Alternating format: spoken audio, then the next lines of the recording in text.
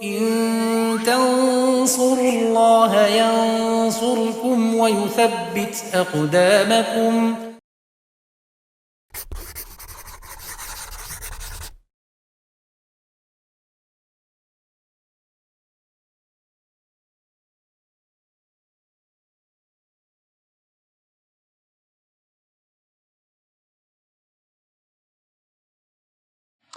Assalamualaikum warahmatullahi wabarakatuh. Adik-adik semua, bertemu lagi dengan saya Kak Hasan dalam program belajar fisika bareng Kak Hasan dan Nifid Edu.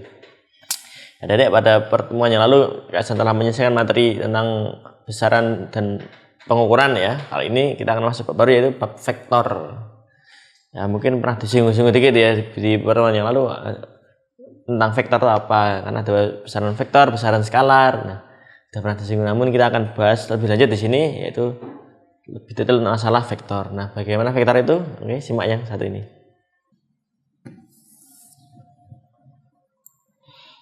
Ini vektor ini dalam fisika ada pembahasan tersendiri, dalam matematika pun juga ada.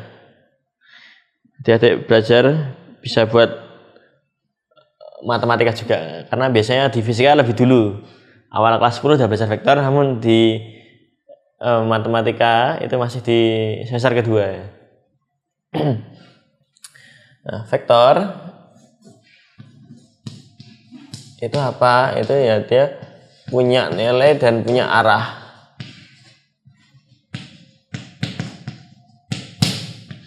Dan punya arah. Nah, sedangkan yang skalar itu hanya punya nilai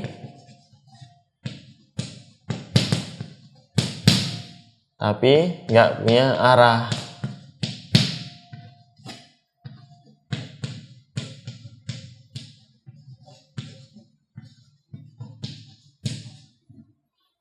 Nah, coba yang vektor apa aja? Contoh besaran vektor. Ya, ada yang tahu? Apa saja yang punya arah dan punya nilai? Nah, contohnya perpindahan,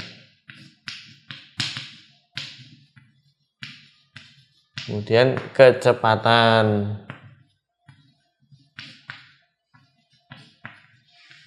percepatan,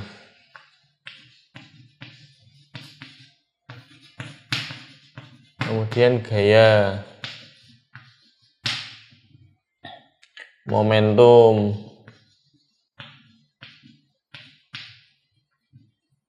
dan lain-lain ya, masih banyak.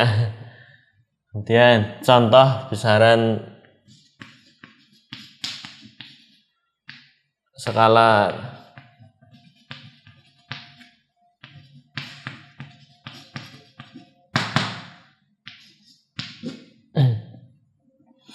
Yang skalar namanya jarak. Ini ada perbedaan jarak, bedanya apa? Ya, kalau jarak itu nggak memperhitungkan jarak terdekat awal ke akhirnya enggak, tapi semua panjang lintasannya itu adalah jarak. Kalau perpindahan hanya jarak terdekat aja dari titik awal ke titik akhir, maka dia punya arah. Terus ada kelajuan. Kalau kecepatan dalam bahasa Inggris ini velocity, kalau kelajuan itu speed ya. Kalau speed ya kayak di motor kita, speedometer hanya punya besarnya berapa km per jam, namun nggak punya arah. Jadi kelajuan itu jarak bagi waktu. Kalau yang kecepatan ini perpindahan dibagi waktu. Nah, kemudian apa? Misalnya masa, panjang, waktu, usaha,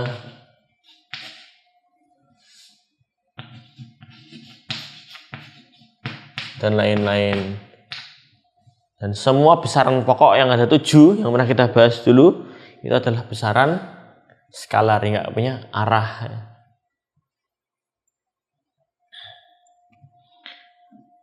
Nah, bagaimana sekarang untuk menyatakan vektor ya? Vektor itu dituliskan dengan ruas garis berarah.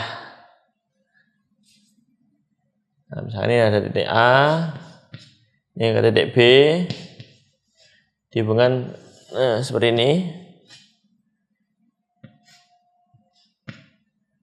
Nah, ini namanya vektor AB. Nah, gini, jadi ada tanda strip atau tanda panah di atasnya huruf itu menunjukkan ruas garis vektor.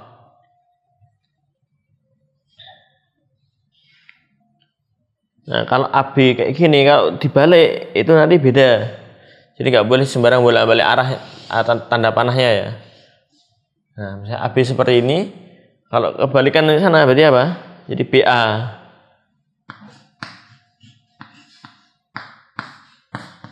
Ini B, ini A, maka ruas garisnya adalah BA.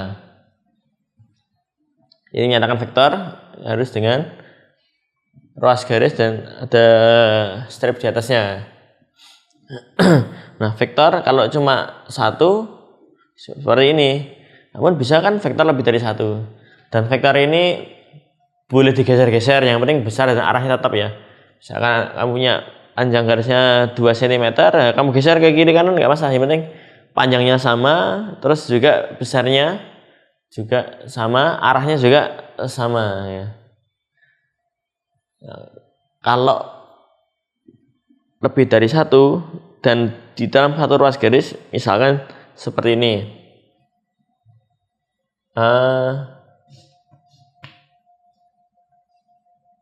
sini terus ke sini B, kemudian ke sini C. Nah, nanti perpindahannya itu ya jarak terdekatnya aja dari sini ke sini, dari awal ke akhir. Ini vektor AC-nya. Jadi namanya ini adalah resultan. Jadi resultannya itu ini ada AB, yang ini ada BC. Masih strip atasnya ya. Jadi resultannya itu adalah AB ditambah BC. Nah, kalau hurufnya ini sama ini tidak sama, maka nanti ini hilang. Tinggal AC ya. Resultannya adalah AC. Kayak gini.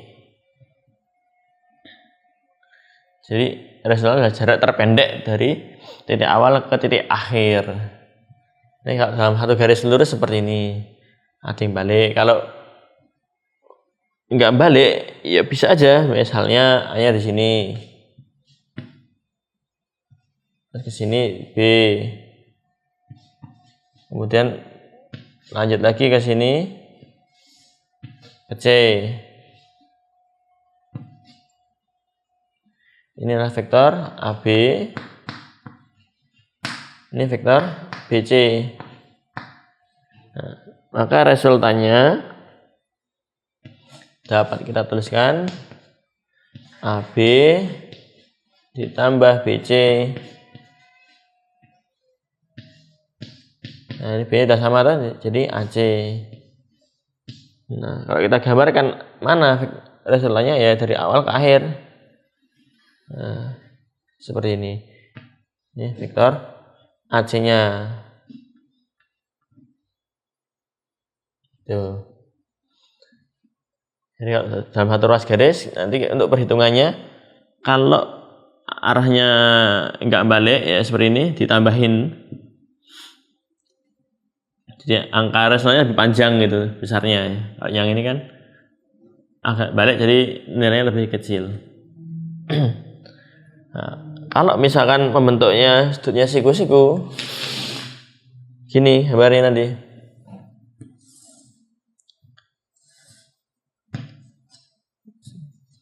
Ini A, ini B, ini C.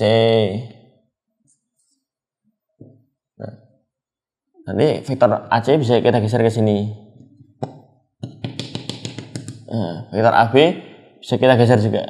Jadi vektor itu bisa digeser-geser, yang penting besar dan arahnya tetap ya.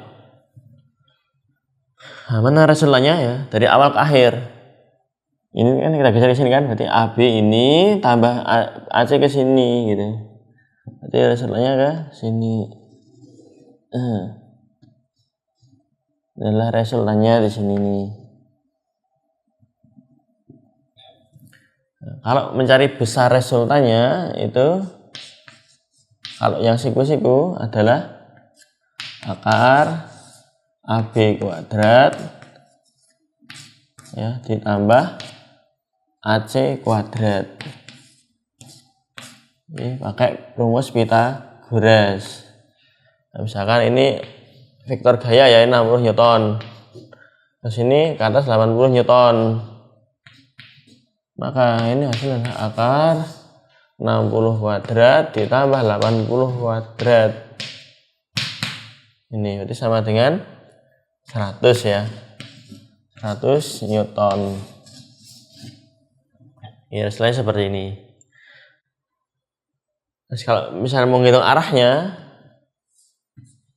ini rumusnya adalah tan alfa itu sama dengan sigma Fy dibagi sigma Fx. Ini. Berarti ini yang ke atas nih Fy-nya yang 80 kan. Ini Fy, yang ini Fx-nya. Ya. Sigma Fy ini sigma Fx. Berarti sigma Fy-nya 80 dibagi sigma Fx-nya 60. Adalah 4/3. Jadi tan alfanya 4/3. Kalau nyari alfanya itu bisa ditulis dengan ARC tan ya, arkes tan, atau bisa juga ditulis pakai tan inverse gitu. Tan inverse, tan pangkat min 1 dari 4/3. Nah, dalam matematika nanti ada tabelnya tuh, ketika sudutnya ini 37, ini 53, nah, depannya 3, ini 4, ini 5. Jadi nilai tan 37 itu adalah 3/4. Kalau tan 53 itu adalah 4/3. Nah, berarti tan inverse dari 4/3 adalah tan berapa yang hasilnya 4/3. Berarti tan 53. Maka alfanya sama dengan 53 derajat. Seperti ini ya. Ya, jadi untuk menghitung resultan vektor untuk yang sejajar seperti ini ya, tinggal ditambah.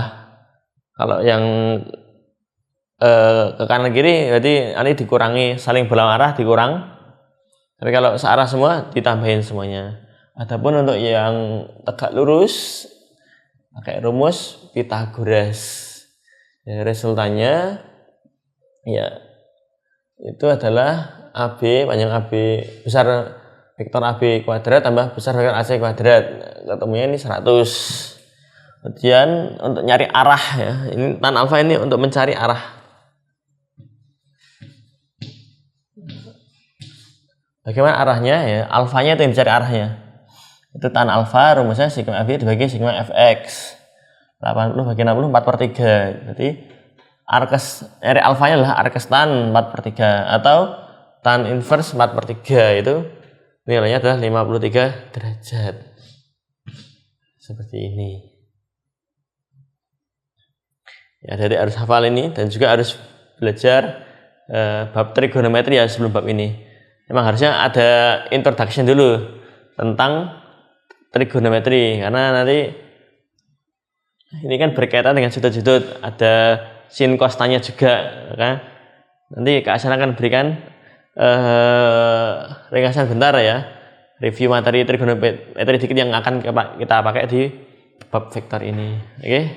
Nah, untuk lebih jelasnya silakan adik untuk mencatat terlebih dahulu.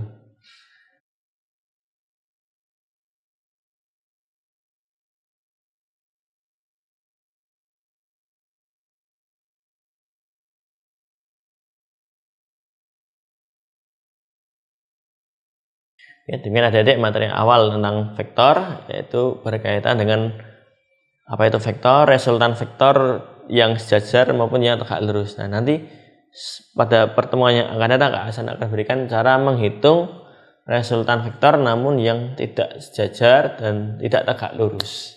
Ya, demikian semoga bermanfaat. Wassalamualaikum warahmatullahi wabarakatuh.